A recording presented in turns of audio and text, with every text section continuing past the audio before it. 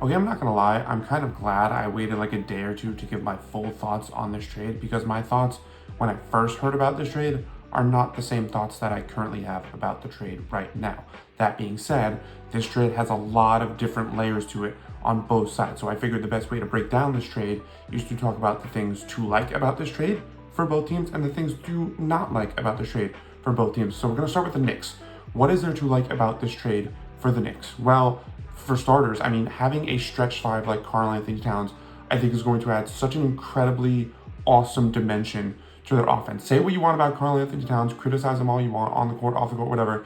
This dude is one of the best shooting big men of all time. And even if you're gonna, put Josh Hart in the starting lineup, having a guy like Towns be able to shoot like that from the 5 spot, just like the possibilities are endless just in terms of spacing the floor and pick and pops with Brunson and just like on ball movement alone, like it's going to open up so many things. When you think about how difficult it was for Brunson at times playing next to a traditional big man like Hartenstein, like Mitch, and obviously that brought dimensions to it as well. But like to think of like a 40% shooter from the 5 spot, and then if you want a truly 5-out offense, you could swap Josh Hart for Deuce McBride. Like that just like New York's offense is going to be awesome. I can't deny that.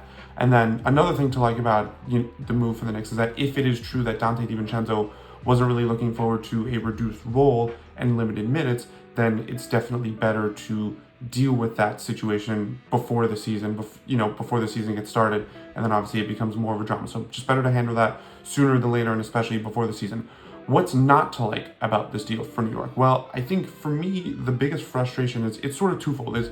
This feels like a very panicky overreaction to their desperate need to find answers at the center position because they lose Isaiah Hartenstein and then Mitch isn't going to be ready to start the season. And I think we could all agree that like even when Mitch comes back, like he's not going to be the same. It's going to be a ramp-up recovery period and he might get hurt again. So it's very clear that the Knicks need a center, but when I think about, okay, we need a center, we need a guy who can play center. Congratulations, you have that in Karl Anthony Towns, but it's not like Towns brings the traditional things a center brings to the table. Like it's not like you sort of get an upgrade on Mitchell Robinson in terms of interior presence and rim protection and all that stuff. Like Towns doesn't do that. Towns isn't going to crash the offensive glass.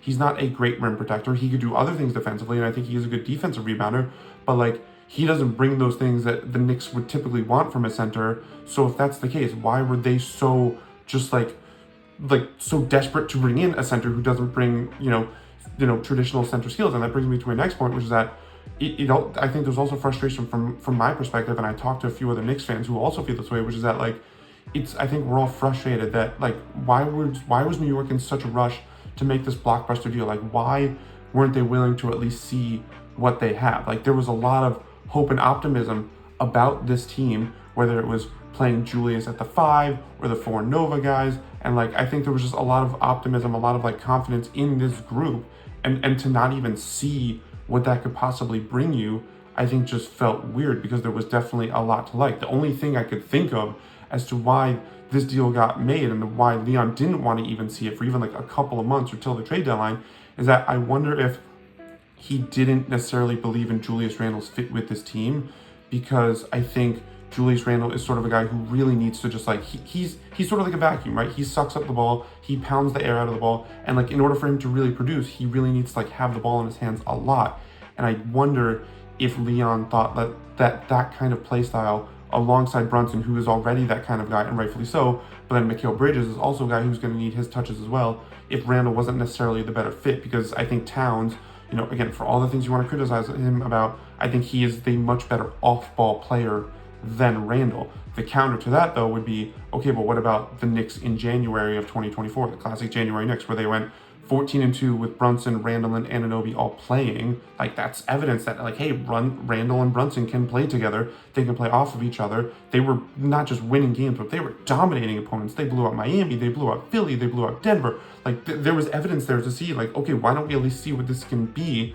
I think the counter to that would be that I think a lot of that success, it could be attributed to, having Isaiah Hartenstein there as sort of like a release valve, playmaker on offense, and then you lose that. And so like, okay, like it's not necessarily going to work the same way having Randle next to Mitchell Robinson versus an Isaiah Hartenstein. And so it just, maybe Leon Rose felt he needed much more of an off-ball presence. I don't really know. It still feels very confusing and again, very frustrating. I think also like the Nova 4 guys, I think like that's that was also going to be a big piece, not just from like, oh my God, it's like so cool to have like those 4 guys, but like just from like a very like a chemistry perspective. Those guys have great chemistry together, and I think that could have really helped the Knicks. And obviously losing DiVincenzo is beyond massive. I mean, you definitely lose a good amount of depth. Like DiVincenzo, I don't need to say it, like he was insanely massive for the Knicks as a starter last year, and especially when the playoffs came around and the Knicks were really injured, he really stepped up. And to lose that guy who I think just, really embraced the city, and I know New Yorkers really loved him, to lose that guy just really sucks. So just like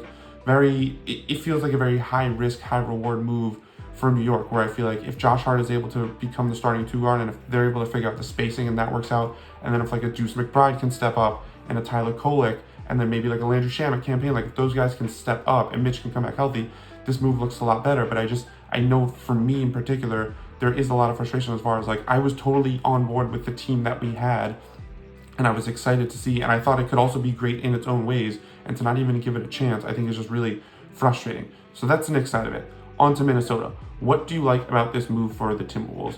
Well, for starters, you get off of Karl-Anthony Towns' contract, which is absolutely massive. It is going to pay him, he has a player option for $61 million in 2028, which you can only assume he's going to opt into. I mean, look, obviously TV deals going up, salaries are going up, but $61 million for Karl-Anthony Towns is still a lot.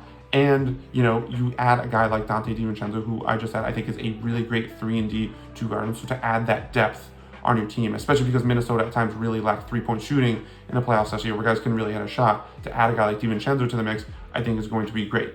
What not to like about this move for the Timberwolves is that I think, they really needed Towns' off-ball presence and his abilities as a shooter to make their offense work alongside Rudy Gobert.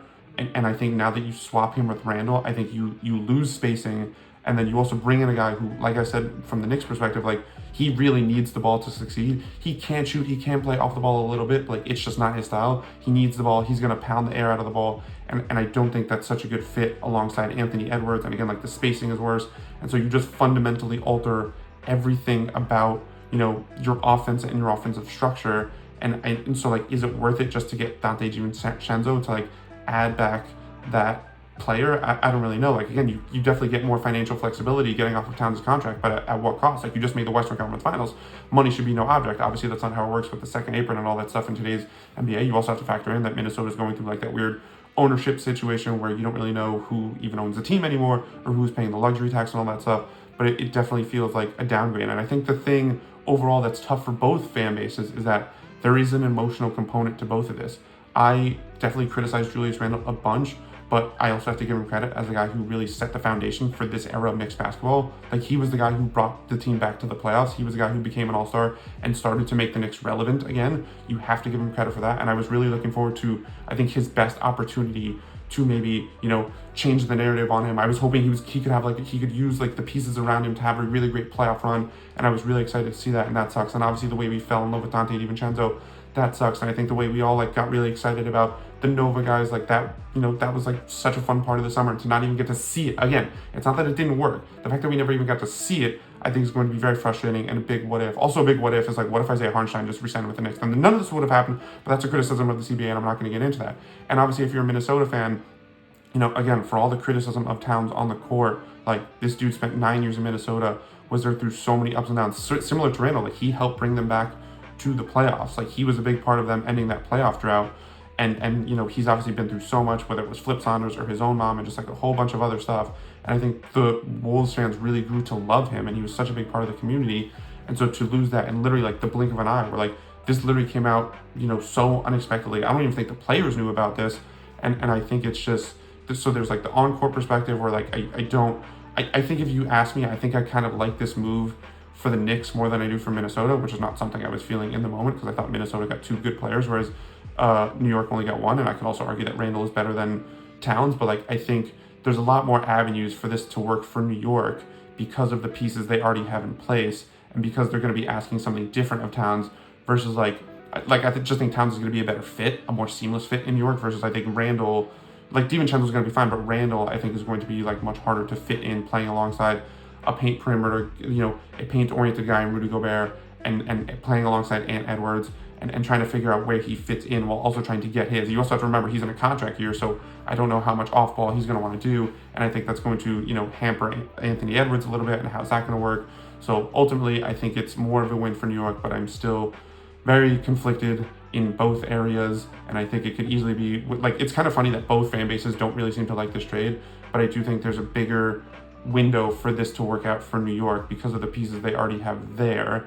But even then, like, it was just, you want to talk about blockbuster deal, like, that's just crazy. So that's how I feel about the trade. I want to know how you feel about the trade. Leave your thoughts in the comments below.